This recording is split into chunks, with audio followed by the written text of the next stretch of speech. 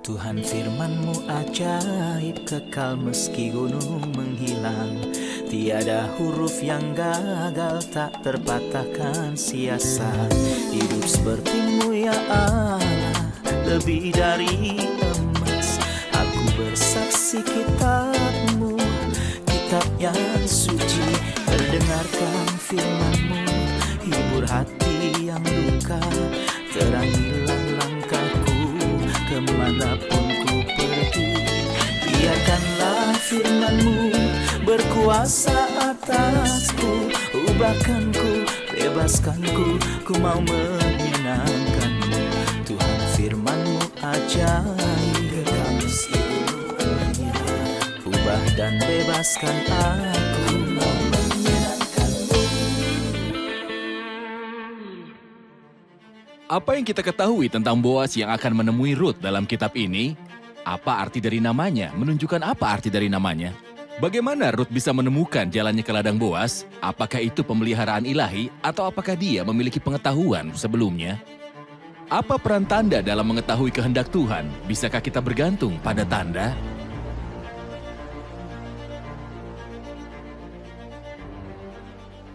Firman-Mu ajaib, kekal meski gunungnya. Ubah dan bebaskan aku, mau menyenangkan-Mu.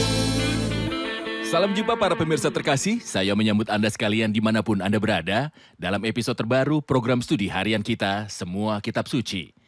Di mana kita mempelajari semua kitab yang ada di dalam Alkitab, dari Kejadian hingga Wahyu. Dalam pelajaran kita telah sampai pada kitab Rut. Ini adalah kitab sejarah ketiga dalam Perjanjian Lama. Dalam episode hari ini kita akan mempelajari ayat 1 sampai 10. Saya ingin mendorong Anda untuk mempersiapkan kitab suci Anda untuk mengikuti pelajaran ini, dan jika Anda memiliki pertanyaan atau pernyataan, kirimkan pada kami ke alamat yang akan ditampilkan selama episode dan di akhir. Email kami adalah info@semuakitabsuci.com. Anda juga dapat mengirimkan SMS di nomor ponsel yang akan tampil pada layar. Jika Anda melewatkan episode yang sebelumnya dan Anda ingin menontonnya, Anda dapat memeriksa situs kami semuakitabsuci.com. Anda akan menemukan semua episode sebelumnya dari pasal yang disiarkan. Anda juga dapat mengunduh episode sebagai PDF atau video. Untuk memulai, izinkan saya menyambut tamu kehormatan di studio. Saudara Moheb Nasif, selamat datang. Sama-sama. Saudara Ishak Ilyas, selamat datang. Juga para hadirin yang telah bergabung bersama kami di studio, selamat datang. Saudara Moheb, dari ayat 1 sampai 7 berbicara tentang tokoh yang kemudian muncul, yaitu Boas.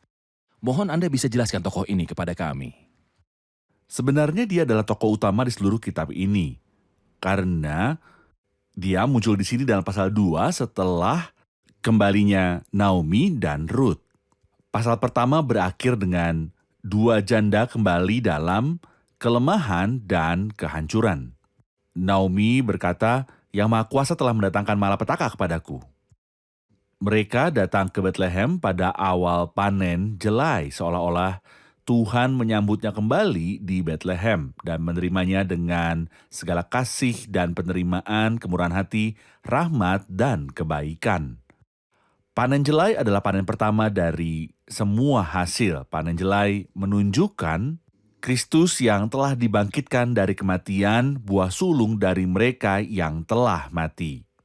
Jadi kejadiannya adalah bahwa mereka lemah, tapi ada orang di dalam dirinya, ada kekuatan. Boas mewakili Tuhan Yesus Kristus, Sang Penebus yang bertemu dengan yang lemah, yang miskin, dan yang hancur. Arti nama Boas adalah dalam dirinya ada kekuatan, bapa kekuatan, dan keperkasaan. Dikatakan bahwa Naomi itu mempunyai seorang sanak dari pihak suaminya, seorang yang kaya raya. Kata seorang yang kaya raya berarti dia memiliki kekayaan yang luar biasa.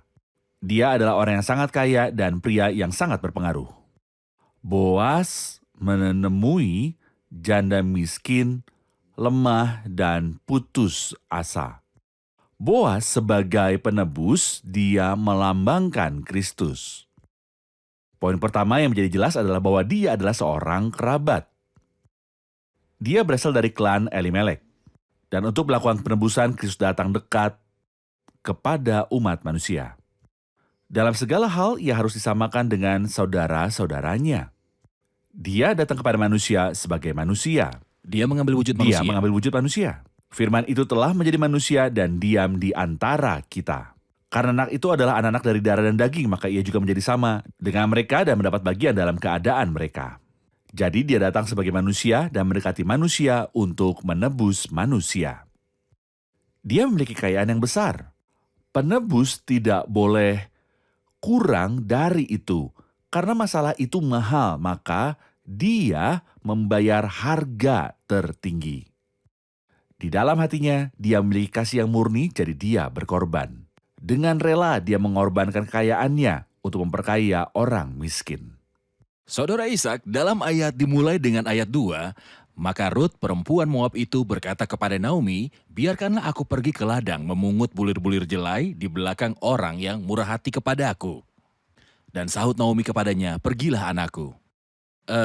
Diketahui bahwa Rut adalah orang asing dan janda. Ya, Seringkali dalam hukum dan perundang-undangan manusia harus ada pertimbangan untuk beberapa kategori sosial seperti orang miskin dan anak-anak yatim seperti hak perempuan atau orang asing. Apakah hukum perjanjian lama mengabaikan hak orang asing, janda, dan anak yatim? sebenarnya saudara ayat indikasi yang Anda tunjuk itu penting. Karena kita hidup di masa di mana banyak orang berbicara tentang menulis konstitusi. Banyak kategori terpinggirkan yang mewakili minoritas dalam masyarakat menuntut klausa tentang mereka dalam konstitusi untuk mempertahankan hak-hak mereka. Tapi kita punya Alkitab, ini adalah yang terbaik dari semua konstitusi. Kita melakukannya dengan baik jika kita menganggapnya sebagai konstitusi kehidupan yang sempurna. Hukum Tuhan tidak pernah mengabaikan poin-poin seperti itu. Tidak mengabaikan orang asing, anak yatim, orang miskin, dan janda. Saya akan memberitahu 2 contoh dari hukum. Dalam Imamat pasal 19 ayat yang ke-9. Pada waktu kamu menuai hasil tanahmu, janganlah kau sabit ladangmu habis-habis sampai ke tepinya. Jangan kau pungut apa yang ketinggalan dari penuaianmu. Sisa-sisa buah anggurmu janganlah kau petik dan buah yang berjatuhan jangan kau pungut. Mengapa? Semuanya itu harus kau tinggalkan bagi orang miskin dan orang asing. Akulah Tuhan Allahmu. Seolah dia berkata kamu tidak akan melakukannya sebagai bantuan, tetapi ini adalah tugas yang aku Tuhan katakan untuk kamu lakukan. Dalam kitab Ulangan, pasal 24 ayat 19, kita juga menemukan ucapan yang menegaskan gagasan yang sama ini. Apabila engkau menuai di ladangmu, lalu terlupa seberkas di ladang, maka jangan engkau kembali untuk mengambilnya. Mengapa? Itu adalah bagian orang asing, anak yatim, dan janda supaya Tuhan, Allahmu, memberkati engkau dalam segala pekerjaanmu. Jadi seolah-olah Tuhan mengingat kategori-kategori ini, tetapi dengan memperhatikan hal yang baik, saudara ayat, bahwa Tuhan tidak menyukai gagasan tentang pengemis, tapi dia suka pekerja keras. Jadi menjadi orang asing atau janda atau yatim piatu atau orang miskin, bukan berarti saya duduk dan menunggu orang memberi saya di jalan. Tidak, ini bukan pikiran ilahi. Tapi dia pergi persis seperti Rut berkata kepada Naomi, biarkanlah aku pergi ke ladang. Apa yang harus kau berikan? Memungut bulir-bulir jelai di belakang orang yang murah hati kepadaku. Dia akan bekerja. Benar. Dia akan bekerja dan di sana Tuhan akan menghormatinya melalui perintah-perintah yang tertulis dalam kitab Imamat dan Ulangan. Dr. Moheb, ayat berikutnya setelah Naomi berkata kepadanya, pergilah anakku, dalam ayat 3, pergilah ia lalu. Sampai di ladang dan memungut jelai di belakang penyabit-penyabit. Kebetulan ia berada di tanah milik Boas yang berasal dari kaum Elimelek. Saya ingin tahu dari ayat ini, bagaimana dia bisa menemukan ladang Boas? Apakah dia bertanya kepada orang-orang? Dia bahkan tidak mengenal Boas. Tepat. Bagaimana langkah kakinya bisa membawanya ke ladang ini? Dia benar-benar tidak mengenal Boas karena dia adalah orang asing. Dia melihat semua orang senang memanen bersama. Petak ladang berdampingan, tetapi kasih karunia memegang kendali. Dan Tuhan dengan otoritas mutlaknya mengendalikan jalan wanita muda ini. Jadi dia memimpinnya dengan cara ilahi. Tidak ada penunjuk jalan, atau informasi, atau data, atau siapapun untuk menggambarkan apapun. Dia tidak menerima saran atau bimbingan dari siapapun. Tidak ada malaikat yang muncul di hadapan Rut untuk meraih tangannya dan membawanya ke tempat yang tepat. Tetapi pimpinan ilahi dan kendali ilahi adalah sesuatu yang benar-benar sangat jelas, bukan hanya kebetulan. Mungkin hal-hal tampak kebetulan seperti yang dikatakan itu terjadi. Tetapi pasti tidak ada kebetulan. Tidak ada kebetulan di dunia yang berada di bawah kendali ilahi. Tuhan memimpin orang percaya yang sederhana dan setia. Dia tidak memberinya kenyamanan ketika dia melihat ladang pertama. Dia ingin masuk, tetapi sesuatu dalam dirinya berkata, tidak di sini. Kemudian yang berikutnya berhati-hatilah untuk tidak masuk sini atau di sana. Sampai dia datang pada sepetak ladang itu dan hatinya diyakinkan.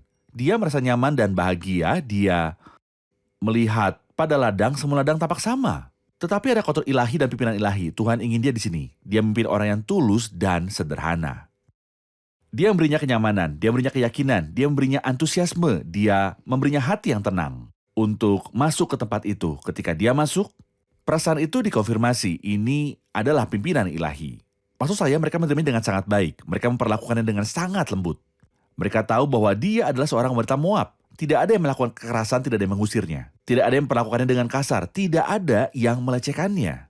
Dia tidak terkena situasi buruk, sebaliknya, dia mendapat semua sambutan dan merasa lebih terhibur. Tetapi jalan orang benar itu seperti cahaya fajar yang kian bertambah terang sampai rembang tengah hari.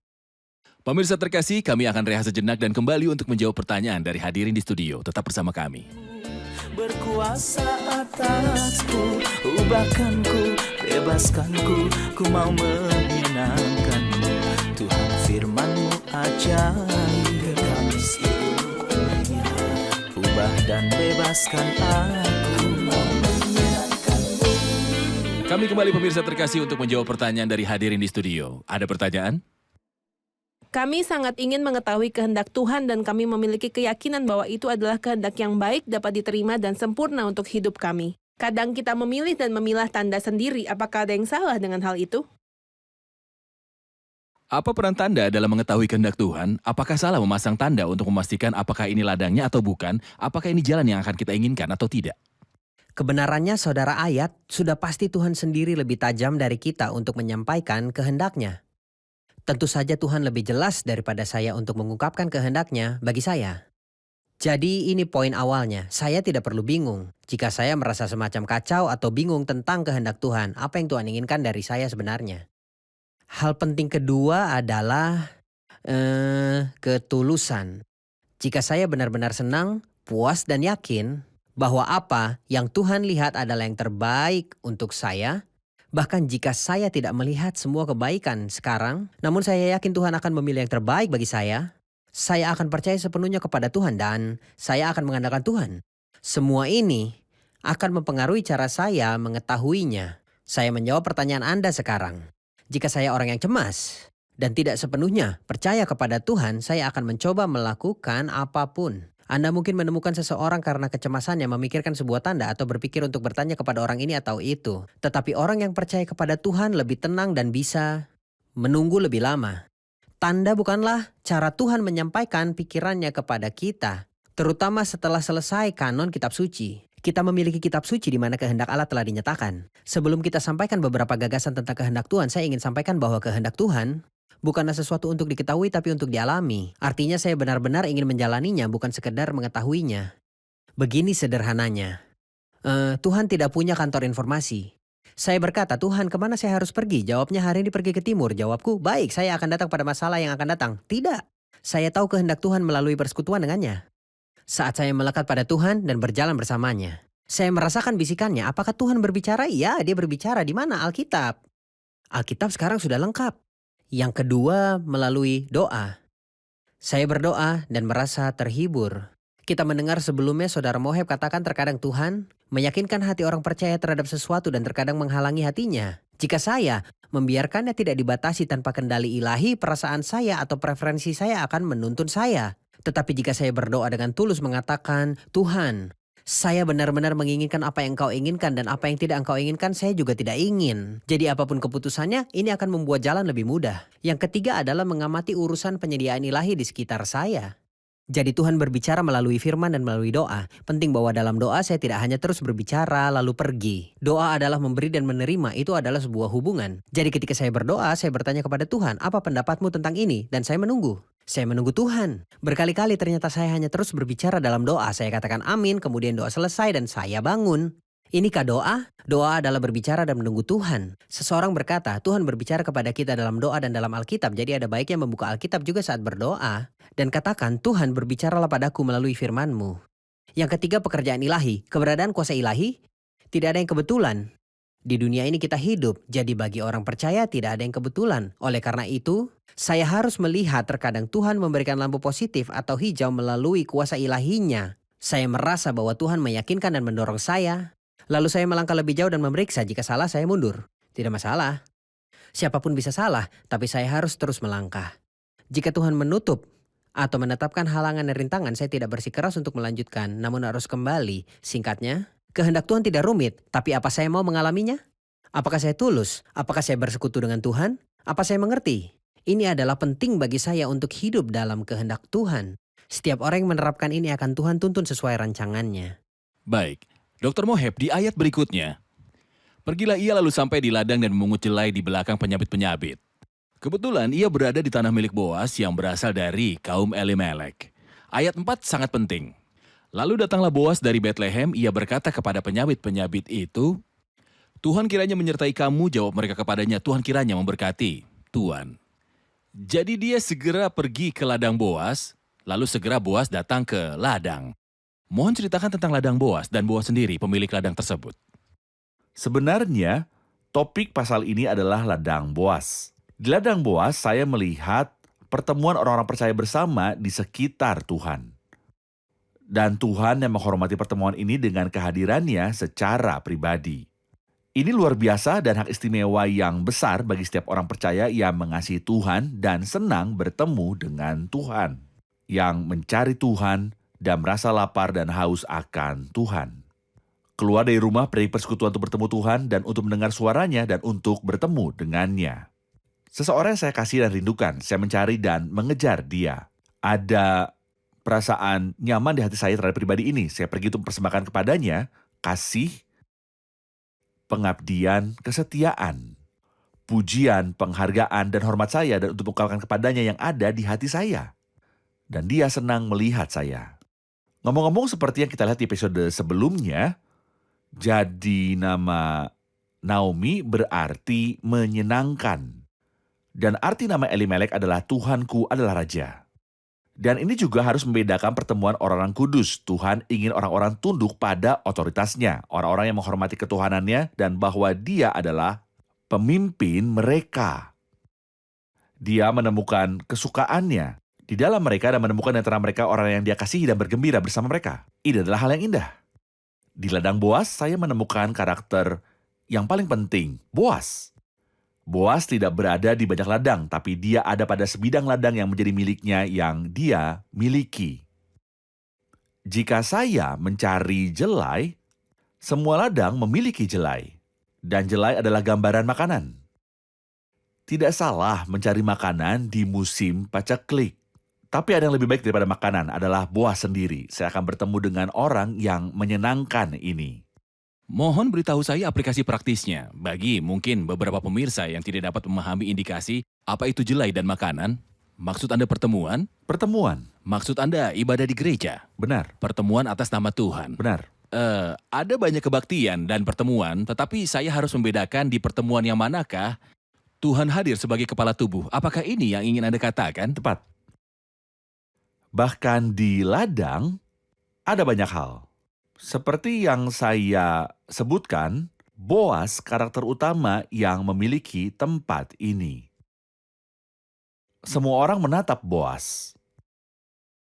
Ada seorang pemuda yang bertanggung jawab atas para penuai.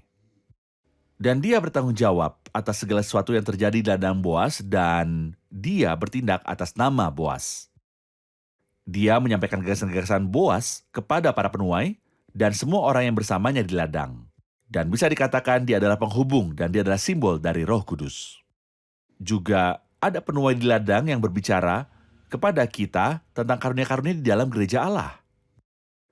Para penuai di ladang Boas saling menghormati. Mereka belajar dari Boas dan mereka menghormati Boas. Tidak ada yang melakukan kesalahan yang mempermalukan Boas. Karena kesalahan apapun akan dikaitkan dengan Boas. Mereka harus mengamati dirinya sendiri dengan sangat baik dan mengamati semua tindakannya dan semua yang dilakukan karena mereka milik Boas. Maksud Anda dengan karunia para pendeta dan guru yang ada di gereja Tuhan yang memberi makan umat Tuhan? Tepat. Jelai dan gandum yang melambangkan firman Tuhan, makanan rohani yang diberikan kepada umat Tuhan.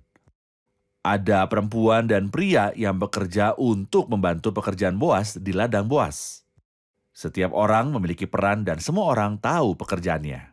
Dan di ladang Boas, Anda menemukan semua orang dalam harmoni, semua dalam kesatuan dan semua dalam kesesuaian yang jelas. Betapa bahagianya dia berada di tempat itu. Izinkan saya membaca ayat-ayat selanjutnya dan kemudian kita akan rehat sejenak. Lalu kata Boas kepada bujangnya yang mengawasi penyabit-penyabit itu, "Dari manakah perempuan ini?" Bujang yang mengawasi penyabit-penyabit itu menjawab, "Dia adalah seorang perempuan Moab. Dia pulang bersama-sama dengan Naomi dari daerah Moab." Tadi ia berkata, "Izinkanlah kiranya aku memungut dan mengumpulkan jelai dari antara berkas-berkas jelai ini di belakang penyabit-penyabit." Begitulah ia datang dan terus sibuk dari pagi sampai sekarang. Dan seketika pun ia tidak berhenti. Pemirsa terkasih, kita rehat sejenak dan kembali untuk menjawab pertanyaan hadirin. Berkuasa atasku, ubahkanku, bebaskanku, ku mau menyenangkanmu. Tuhan firman-Mu ajaib, kami seluruhnya. Ubah dan bebaskan aku, mau menyenangkanmu. Kami kembali pemirsa terkasih untuk menjawab pertanyaan dari para hadirin di studio. Boas bertanya kepada penanggung jawab atas para penuai tentang Rut, dan dia memberi laporan tentang Rut. Kami juga ingin tahu apa yang dilakukan Boas. Apa yang dilakukan Boas setelah mendapatkan laporan ini? Saya pikir Rut juga Cemas. Dia khawatir dia akan diusir. Dia adalah pemilik ladang. Dia pemilik ladang. Sebenarnya Rut sangat baik, saudara Ayat. Dalam pasal 1 dia membuat keputusan yang paling serius untuk mengikuti Tuhan. Dan di sini dia berada di jalan yang paling indah, dia berada di ladang Boas. Boas menghiburnya. Dengarkan kata-kata manis yang dikatakannya di ayat 8. Boas berkata kepada Rut, "Dengarlah dahulu, anakku, bagus sekali." Jadi hal yang pertama dari kebutuhan manusia, selain makanan dan minuman adalah rasa aman. Mungkin ini yang pertama. Saat ini pemerintah selalu memberitahu orang-orang bahwa mereka akan memberikan keamanan dan meningkatkan ekonomi. Orang selalu mencari dua hal ini, rasa aman dan makanan. Dia menemukan asupan makanan di sini, tetapi dia masih perlu merasa aman. Jadi kita melanjutkan baris ini yang kita bicarakan. Rut adalah gambaran orang percaya dan Boas adalah gambaran Kristus. Jika kita mempertimbangkan apa yang baru saja kita dengar tentang indikasi yang indah bahwa ladang adalah gambaran pertemuan orang percaya di sekitar Kristus yang menjadi pusat pertemuan, di gereja yang adalah Boas.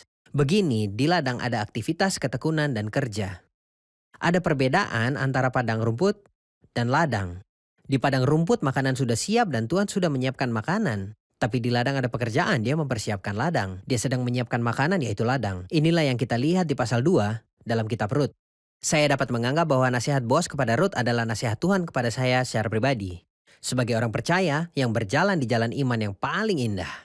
Hal pertama yang Tuhan katakan kepada orang percaya adalah apa yang Boas katakan kepada Rut. "Dengarlah dahulu anakku, seolah Tuhan berkata, aku ingin telingamu.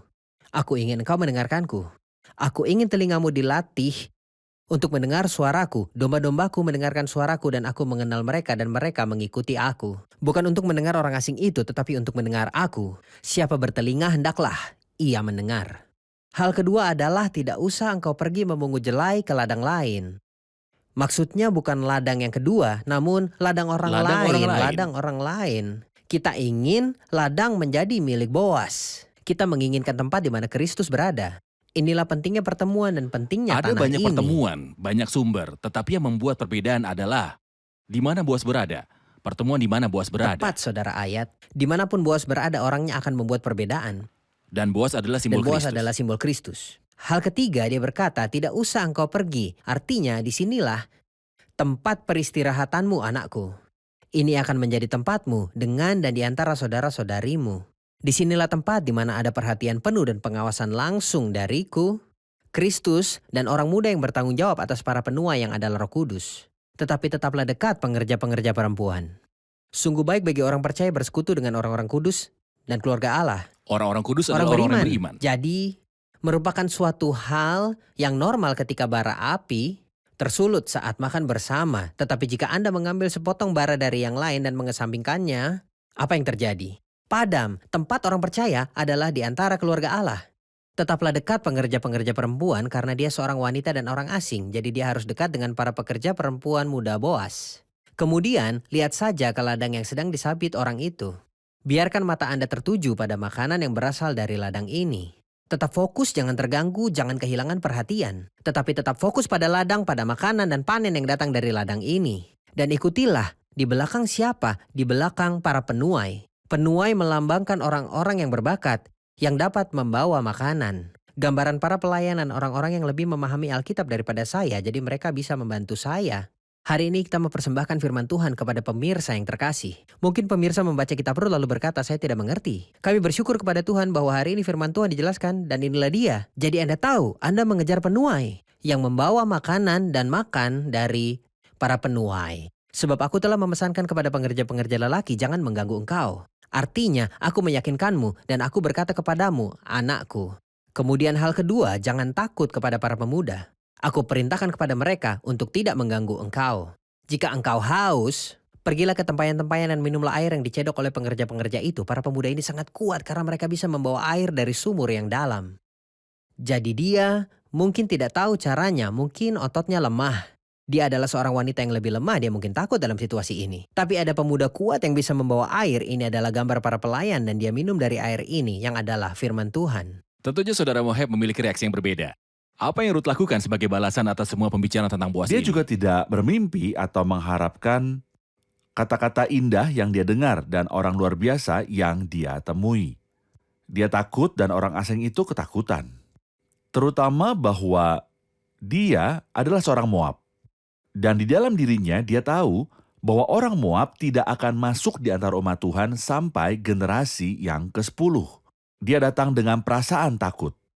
Dia tidak tahu bagaimana hal-hal akan berhasil untuknya, tetapi garis besarnya adalah belakang orang yang murah hati kepadaku.